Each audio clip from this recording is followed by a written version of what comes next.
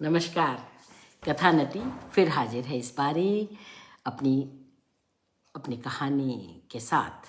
कहानी सुनाती है कथा नटी तो उसे अपना बनाने की कोशिश करती है और इसीलिए अपनी कहानी भी कहती है। और मैं आपको बताऊं कि ये कहानी है आप सब लोगों को बेहद प्रिय अमृता प्रीतम की कहानी। और इस कहानी का नाम है 5 बरस लंबी सड़क। सड़क बरसों में भी लंबी हो सकती है, यही तो कहानी है। तो सुनते हैं कहानी 5 बरस लंबी सड़क। निधिका को बहुत बहुत प्यार आ गई हैं और दूसरा 3 और लोग हैं, उनको भी नमस्कार। सेंक मौसम का था, मन का नहीं। हवाई जहाज वक्त पर आया था, पर नीचे एयरपोर्ट से अभी सिग्नल नहीं मिल रहा था। जहाज को दिल्ली पहुंचने की खबर देकर भी अभी 10 मिनट और गुजारने थे, इसलिए शहर के ऊपर कुछ चक्कर लगाने थे। उसने खिड़की में से बाहर झांकते हुए शहर के मुंडेरे पहचाने। मुंडेरे, किले, खंडहर, खेत। क्या पहचान सिर्फ आंखों की होती है? आंखें इस पहचान को अपने से आगे कहीं नीचे तक क्यों नहीं उतारती? उसे ख्याल आया, पर एक धुन जैसी सोच की तरह नहीं, ऐसे ही रह जाता ख्याल। मुंडेर, किले, खंडहर, खेत उसने कई देशों के देखे थे। हर देश में इन चीजों के यही नाम होते हैं, भाषा अलग होती है। चाहे हर देश में इन चीजों का अलग अलग इतिहास होता है। इनके रंग, इनके कद, इनके मुंह मुहार भी अलग अलग होते हैं, एक इंसान से अलग दूसरे इंसान की तरह। पर फिर भी इंसान का नाम इंसान ही रहता है, मुंडेरों का नाम भी मुंडेर ही रहता है, किले का नाम भी किला ही। सिर्फ एक हल्का सा फर्क था। हर देश में इन चीजों को देखते वक्त एक ख्याल सा रहता था कि वह इन्हें पहली बार देख रहा था, पर आज अपने देश में इन्हें देखकर उसे लग रहा था कि वह इन्हें दूसरी बार देख रहा है। और उसे ख्याल आया कि अगर वह फिर कुछ दिनों बाद परदेश गया तो वहां जाकर उन्हें देखकर भी इसी तरह लगेगा कि वह इनको दूसरी बार देख रहा है, बिल्कुल आज की तरह। यह देश और परदेश का फर्क नहीं था, यह सिर्फ पहली बार और दूसरी बार देखने का फर्क था। जहाज ने लैंड किया, एयरपोर्ट भी जाना पहचाना सा लगा, दूसरी बार देखने की तरह। इससे ज्यादा उसके मन में कोई सेंक नहीं था। ओवरकोट उसके हाथ में था, गले का स्वेटर भी उतार कर उसने कंधे पर रख दिया। सेंक मौसम का था, मन का नहीं। कस्टम से गुजरते वक्त उसे एक फॉर्म भरना था कि पिछले 9 दिन वह कहाँ कहाँ रहा था। पिछले 9 दिन वह सिर्फ जर्मनी में रहा था। उसने फॉर्म भर दिया और उसे ख्याल आया, अच्छा है, कस्टम वाले सिर्फ 9 दिनों का लेखा पूछते हैं, 20-25 दिनों का लेखा नहीं तो उसे सिलसिलेवार याद करना पड़ता कि कौन सी तारीख में वह किस देश में रहा था। उसने वापस आते समय कोई 1 महीना इसी तरह गुजारा था। कभी किसी देश का टिकट ले लेता था तो कभी और किसी देश का। अगर किसी देश का वीजा उसे नहीं मिलता था तो वह दूसरे देश चल पड़ता था। पासपोर्ट की चेकिंग करते समय और पासपोर्ट वापस करते हुए एक अफसर ने मुस्कुरा के कहा था, हाँ जनाब, 5 बरस बाद देश आ रहे हैं। बिल्कुल उसी तरह जिस तरह एयर होस्टेस ने राह में कई बार बताया था कि इस वक्त तक हमने कितने 1000 किलोमीटर तय कर लिया है। गिनती अजीब चीज होती है, चाहे मीलों की हो या बरसों की। उसे हंसी आ गई।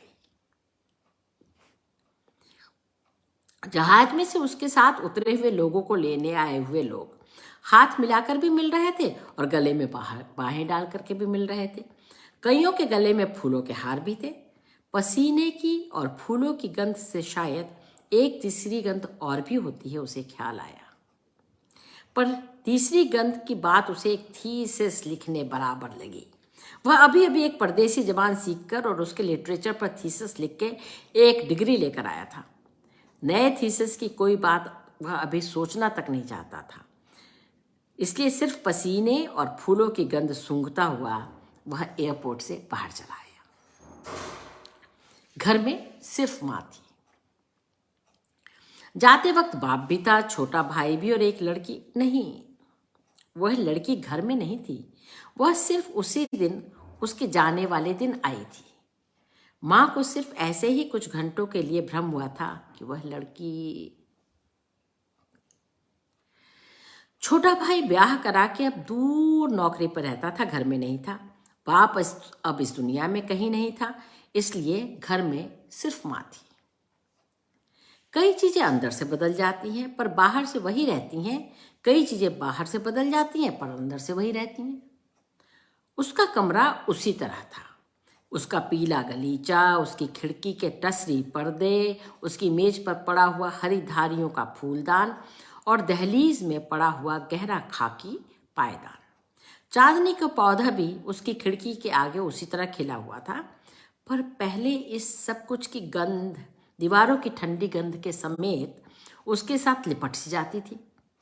और अब उसे लगा कि वह उसके साथ लिपटने से चस्सक जाती, सिर्फ उसके पास से गुजरती और फिर परे हो जाती थी। पता नहीं उसके अंदर कहाँ क्या बदल गया था। माँ कश्मीरी सिल्क की तरह नरम होती थी और तनी सी भी, पर उम्र ने जैसे उसे धो सा दिया था। वह सारी की सारी सिकुड़ गई लगती थी। माँ से मिलते वक्त उसका हाथ माँ के मुंह पर ऐसे चला गया जैसे उसे हथेली से मांस की सारी सिकुड़ने निकाल देनी हो। माँ की आवाज़ भी बड़ी धीमी और क्षीण सी हो गई लगती थी। शायद पहले उसकी आवाज़ का जोर उसके कद जितना नहीं, उसके मर्द के कद जितना था, और उसके बिना अब वह नीचा हो गया था, मुश्किल से उसके अपने कद जितना। जब उसने बेटे का मुंह देखा था, उमर की आंखें उसी तरह सजग हो उठी थी जैसा हमेशा होती थी। उसके सीने की सांस उसी तरह उतावली हो गई थी जैसे हमेशा होती थी। वह कहीं किसी जगह बिल्कुल वही थी जो हमेशा होती थी, सिर्फ उसके बाहर बहुत कुछ बदल गया था। मुझे पता था आज या कल किसी दिन अचानक आ जाएगा, माँ ने कहा। उसने अपने कमरे में लगे हुए ताजे फूलों को देखा और फिर माँ की तरफ। ये तो मैं रोज रखती थी। रोज? कितने दिनों से? रोज। माँ की आवाज उसके जिस्म की तरह और सिकुड़ गई। जिस दिन से तू गया था। 5 बरसों से? वह चौंक सा गया। माँ सकुचाहट से बचने के लिए रसोई में चली गई थी। उसने जेब में से सिगरेट का पैकेट निकाला, लाइटर पर उंगली रखी तो उसका हाथ ठिठक गया। उसने माँ के सामने आज तक सिगरेट नहीं पी थी। उसे याद आया, छोटे हुए माँ ने उसे एक बार चोरी से सिगरेट पीते देख लिया था और उसके हाथ से सिगरेट छीनकर खिड़की के बाहर फेंक दी थी। माँ शायद वही थी, पर वक्त बदल गया था। माँ फिर रसोई में चली गई। वह चुपचाप सिगरेट पीने लगा। क्यों? क्योंकि माँ ने जब उसके हाथ में सिगरेट देखा तो वह धीरे से रसोई में से बाहर आकर और बैठक में से एस्ट्रे लाकर उसकी मेज के पास रख गई थी। सचमुच में वक्त बदल गया था। माँ फिर रसोई में चली गई। वह चुपचाप सिगरेट पीने लगा। मुझे पता था तू आज या कल किसी दिन भी आ जाएगा। उसे माँ की अभी कही गई बात याद आई और उसके साथ मिलती जुलती एक बात भी याद आई। मुझे पता लग जाएगा जिस दिन तुम्हें आना होगा, मैं खुद उस दिन तुम्हारे पास आ जाऊंगी। बहुत देर हुई जब वह परदेश जाने लगा था, उसे एक लड़की ने यह बात कही थी। मुझे पता लग जाएगा जिस दिन तुम्हें आना होगा, मैं खुद उस दिन तुम्हारे पास आ जाऊंगी। उस लड़की से उसकी दोस्ती पुरानी नहीं थी, वाकफियत पुरानी थी, दोस्ती नहीं थी। पर 5 वर्षों के लिए परदेश जाने के वक्त जाने की खबर सुनकर अचानक उस लड़की को उसके साथ मोहब्बत हो गई थी। जैसे जहाज में बैठे किसी मुसाफिर को अगले बंदरगाह पर उतर जाने वाले मुसाफिर से अचानक ऐसी तार जुड़ी सी लगने लगती है कि पलों में वह उसे बहुत कुछ दे देना और उससे बहुत कुछ ले लेना चाहता है। और ऐसे वक्त पर बरसों में गुजरने वाला पलों में गुजरता है। उसने यह गुजरना देखा था, अपने साथ नहीं, उस लड़की के साथ। तुम्हारा क्या ख्याल है, मैं जो कुछ जाते वक्त हूं वही आते वक्त होऊंगा? उसने कहा था। मैं तुम्हारी बात नहीं कहती, मैं अपनी बात कहती हूं, लड़की ने जवाब दिया था। तुम यहीं होगी, यह तुम्हें किस तरह पता है? लड़कियों को पता होता है। तो लड़कियां बावरी होती हैं। वह हंस पड़ा था और लड़की रो पड़ी थी। जाने में बहुत थोड़े दिन थे।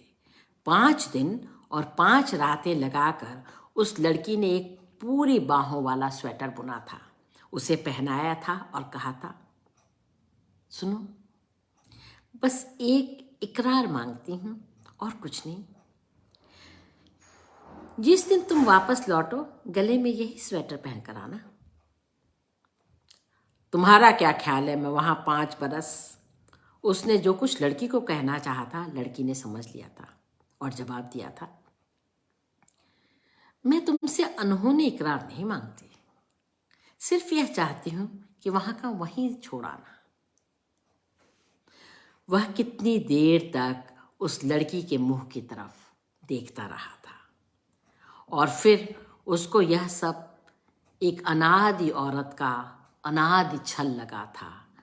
वह बेवफाई की छूट दे रही थी पर उस पर वफा का भार लाद कर कह रही थी, मैं तुम्हें खत लिखने के लिए भी नहीं कहूंगी, सिर्फ उस दिन तुम्हारे पास आऊंगी जिस दिन वापस आओगे। तुम्हें किस तरह पता लगेगा कि मैं किस दिन वापस आऊंगा?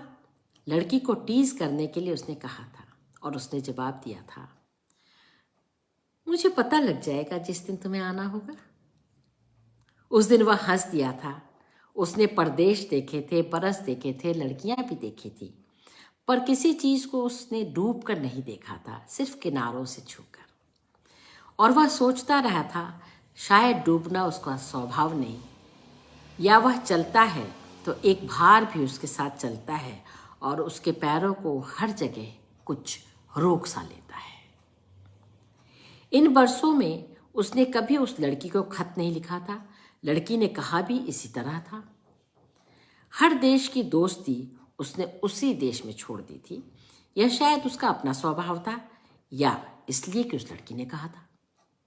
सिर्फ वापस आते वक्त जब वह अपना सामान पैक कर रहा था, उस स्वेटर को हाथ में पकड़कर वह कितनी देर तक सोचता रहा था कि वह उसे और चीज़ों के साथ पैक कर दे या उस लड़की की बात रख ले और उसे पहन ले। जो स्वेटर पहनकर जाना, 5 वर्षों बाद वही पहनकर आना, उसे एक मूर्खता की सी बात लगी थी, मूर्खता की भी और जज्बाती भी, और एक हद तक झूठी भी, क्योंकि जिस बदन पर यह स्वेटर पहनना था वह उस तरह नहीं था जिस तरह वह लेकर आया था। पर उसने स्वेटर को पैक नहीं किया, गले में डाल दिया। ऐसे जब वह स्वेटर पहनकर शीशे के सामने खड़ा हुआ, उसे आर्ट गैलरियों में बैठे हुए आर्टिस्ट याद आए जो पुरानी और क्लासिक पेंटिंग्स की हूबहू नकलें तैयार करते हैं। और स्वेटर पहनकर उसे लगा उसने भी अपनी एक नकल तैयार कर ली थी। इस नकल से वह शर्मिंदा नहीं था, सिर्फ इस नकल पर हंस रहा था। माँ को वह सब कुछ याद था जो कभी उसे अच्छा लगता था, लेकिन वह स्वयं भूल गया था। देख तो, अच्छा बना है। माँ ने पनीर का पराठा बनाकर उसके आगे रखा तो उसको याद आया कि पनीर का पराठा उसे बहुत अच्छा लगता था। माँ ने जाने वाले दिन भी बनाया था। उसने एक कौर तोड़कर मक्खन में डुबाया और फिर माँ के मुंह में डालकर हंस पड़ा। वहां लोग पनीर तो बहुत खाते हैं पर पनीर का पराठा कोई नहीं बनाता माँ। यह छुटपन से उसकी आदत थी। जब वह बड़ा रौ में होता था, रोटी का पहला कौर तोड़कर माँ के मुंह में डाल देता था। तू 7 विलायत घूमकर भी वही का वही है, माँ के मुंह से निकला और उसकी आंखों में पानी भर आया। भरी आंखों से वह कह रही थी, तू आया है, सब कुछ फिर उसी तरह से हो गया है। वह नहीं था, कुछ भी वह नहीं था। जाते वक्त जो कुछ था सब बदल गया था। उसने बाप की बात नहीं छेड़ी, सिर्फ उसके खाली पलंग की ओर देखा था और फिर आंखें परी कर ली थी। माँ के दिन पर दिन मुरझाते मुंह को लेकर भी कोई बात नहीं की थी। छोटे भाई की खैर खबर पूछी थी, पर यह नहीं कहा था कि माँ को अकेला छोड़कर उसे इतनी दूर नहीं जाना चाहिए था। पर माँ कह रही थी, सब कुछ फिर उसी तरह का हो गया है। झटपट जो भुलावा पड़ जाए तो क्या हर्ज है, उसने सोचा भी यही था। माँ के मुंह में अपनी रोटी का कौर भी इसीलिए डाला था। उसने कोई और भी माँ की मर्जी की बात करनी चाहिए। पूछा, भाभी कैसी है, तुम्हें पसंद आई है ना? माँ ने जवाब नहीं दिया, सिर्फ सवाल सा किया। मेरा ख्याल था तू विलायत से कोई लड़की बोलता क्यों नहीं? विलायत की लड़कियां विलायत में ही अच्छी लगती हैं, सब वहीं छोड़कर आ गया हूं। मैंने तो इस पिछले महीने दोनों कमरे खाली करवा लिए थे, सोचा था तुझे जरूरत होगी। ये कमरे किराए पर दिए हुए थे? छोटा भी चला गया था, बड़ा घर बड़ा खाली था, इसलिए पिछले कमरे चढ़ा दिए थे। जरा हाथ भी खुला सा हो गया था। तुम्हें पैसों की कमी थी? उसे परेशानी हुई। नहीं, पर हाथ में 4 पैसे हो तो अच्छा ही होता है। छोटे की तनख्वाह थोड़ी नहीं, वह अरे वो भी परिवार वाला है, आजकल मैं ही उसके घर। ओ, तो मेरी माँ दादी बन जाएगी। उसने माँ को हंसाना चाहा, पर माँ कह रही थी, मुझे तो कोई उज्र नहीं था जो तू बुलाए से कोई लड़की। वह माँ को हंसाने की यत्न में था, इसलिए कहने लगा, लाने तो लगा था, पर याद आया तुमने जाते वक्त पक्की की थी कि मैं विलायत से किसी को ना लाऊं। उसे याद आया, जाने वाले दिन वह लड़की जब मिलने आई थी, वह माँ को अच्छी लगी थी। माँ ने उन दोनों को इकट्ठा देखकर ताकीद की थी, देख कहीं विलायत से कोई और ना ले आना। कोई भी अपने देश की लड़की की रीस नहीं कर सकती। पर इस वक्त माँ कह रही थी, वो तो मैंने ऐसे ही कहा था, तेरी खुशी से मैं मुनकिर क्यों होना था? मैंने पीछे खत में मैंने तुझे लिखा भी था, जो तेरा जी चाहता तो। ये तो मैंने सोचा कि तुमने ऐसे ही लिख दिया। वह हंस पड़ा और फिर कहने लगा, अच्छा जो तुम कहो तो अगली बार ले आऊं। तो फिर जाएगा? माँ घबरा सी गई। वह भी जो तुम कहो तो नहीं। उसे लगा उसे आते ही जाने की बात नहीं करनी चाहिए थी। आते वक्त उसे एक यूनिवर्सिटी से एक नौकरी ऑफर हुई थी, पर वह इतने बरसों बाद एक बार वापस आना चाहता था, चंद महीनों के लिए। जो तुम कहोगी तो नहीं जाऊंगा, उसने फिर कहा। माँ को कुछ तसल्ली आ गई, कहने लगी, तो सामने होगा, चूल्हे में आग जलाने की तो हिम्मत आ जाएगी। वैसे तो कई बार चारपाई से उठा ही नहीं जाता। माँ, तुम इतनी उदास थी जो छोटे के साथ उसके घर। अरे मैं अपने घर पर अच्छी हूं, अब तो आ गया तो मुझे और क्या चाहिए। उसको लगा माँ बहुत उदास थी, और शायद उसकी उदासी का संबंध सिर्फ उसके अकेलेपन से नहीं, किसी और चीज से भी था। खिड़की में से आती धूप की लकीर दीवार पर बड़ी शोख दिख रही थी। उसने खिड़की के पर्दे को सरकाया और उसे गलीचे का पीला रंग ऐसे लगा जैसे निश्चिंत सा होकर कमरे में सो गया हो। तू थक गया होगा, थोड़ा सो ले, माँ ने कहा और मेज पर से प्लेट उठाकर कमरे से जाने लगी। नहीं, मुझे नींद नहीं आ रही, उसने हल्का सा झूठ बोला।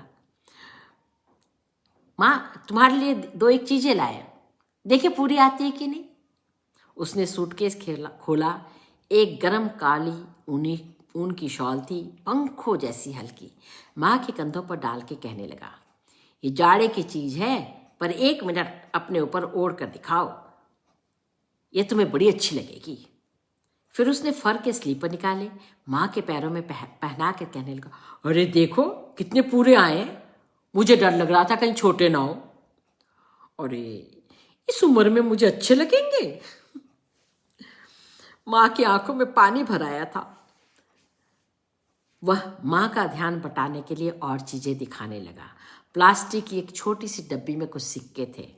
इटली के लीरा, यूगोस्लाविया के दीनार, बल्गारिया के लेता, हंगरी के फॉरेंट्स, रोमानिया के लई, जर्मनी के दिनार। उसने सिक्कों को खनकाया और कहने लगा, माँ तुमने कहा था ना कि छोटे के घर बहुत जल्दी कोई बच्चा। हाँ हाँ कहा था। माँ कमरे से जाने के लिए उतावली होने लगी। ये अपने भतीजे को दूंगा। और फिर उसने सूटकेस में से और चीजें निकाली। छोटे के लिए कैमरा लाया हूं और भाभी के लिए यह। माँ रुआंसी सी हो गई। उसका हाथ रुक गया। माँ क्या बात है, तुम मुझे बताती क्यों नहीं? माँ चुप थी। उसने माँ के कंधे पर हाथ रखा। माँ को कोई कहीं कसूरवार लगता था, पता नहीं कौन, और सोच सोचकर उसे अपना मुंह ही कसूरवार लगने लगा था। उसने एक विवशता से उसकी तरफ देखा। माँ तुम कुछ बताना चाहती हो ना, बता दो ना, क्यों नहीं बताती? वो लड़की, कौन सी लड़की? जो तुझसे उस दिन मिलने आई थी, जिसने तेरे लिए स्वेटर। हाँ हाँ, क्या हुआ उस लड़की को? उसने छोटे से ब्याह कर लिया है। माँ के कंधे पर रखा हुआ उसका हाथ कस सा गया। एक पल के लिए उसे लगा कि हाथ ने कंधे का सहारा लिया था, पर दूसरे पल लगा कि हाथ ने कंधे को सहारा दिया था। तो अब वो मेरी भाभी है। माँ उसके मुंह की तरफ देखने लगी। मुझे खत में क्यों नहीं लिखा था? क्या लिखती? ये उन्होंने लिखने वाली बात की थी। छोटे ने भी सिर्फ ब्याह की खबर दी थी और कुछ नहीं लिखा था। दोनों शर्मिंदे तुझे क्या लिखते? खुले सूटकेस के पास दूसरा बंद सूटकेस था। उस पर उसका ओवरकोट और वह स्वेटर पड़ा हुआ था जो उसने आते वक्त पहना था। वह 1 मिनट उस स्वेटर की तरफ देखता रहा। स्वेटर गुच्छा सा होकर अपने आप को ओवरकोट के नीचे छिपाता सा लगा। एक हम लोगों ने इमेज जो बुन ली होती है स्त्री और पुरुष की, उस इमेज को ध्वस्त करती ये कहानी है। अमृता प्रीतम का लेखन कई सारी चीज़ों को ध्वस्त करता है जो हम मान करके चलते हैं कि समाज में ऐसा होता है। लेकिन अमृता प्रीतम मनुष्य की रचना करती हैं। वो जानती हैं कि स्त्री हो या पुरुष, मनुष्य में असंख्य संभावनाएं हैं और कौन कब किस तरह एक्ट करेगा। क्या उस औरत को विश्वास था, उस लड़की को विश्वास था कि वो कह तो रही है कि मुझे पता चल जाएगा जब तुम आओगे? क्या इतने सालों बाद भी उसे विश्वास था कि वो आएगा तो वैसा आएगा, वैसा ही आएगा जैसा जा रहा है? लेकिन देखिए ऐसा होता है। और इस तरह से संपन्न हुई 5 बरस लंबी सड़क। समय को एक राह की तरह देखना, यह भी तो जीवन ही है। और जीवन अरे बड़ा रंग बिरंगा होता है, पता ही नहीं चलता कि कौन सा रंग मिलके कौन सा बनेगा। कथा नट्टी को अनुमति दीजिए और अगले सप्ताह हम फिर मिलेंगे एक नई कहानी के साथ। आप लोगों का प्यार बना रहे। मेरे पेज को लाइक करना, उसे फॉलो करना मत भूलिए और मेरे चैनल को सब्सक्राइब करना भी खूब याद रखिए। बहुत कम, पता है, एक सप्ताह 2 सप्ताह में जब मैं बोलती हूँ, रिक्वेस्ट करती हूँ तो 2 4 6 होते हैं। दुख भी होता है, लेकिन मैं तो अपना काम करती रहूँगी, करती ही रहूँगी।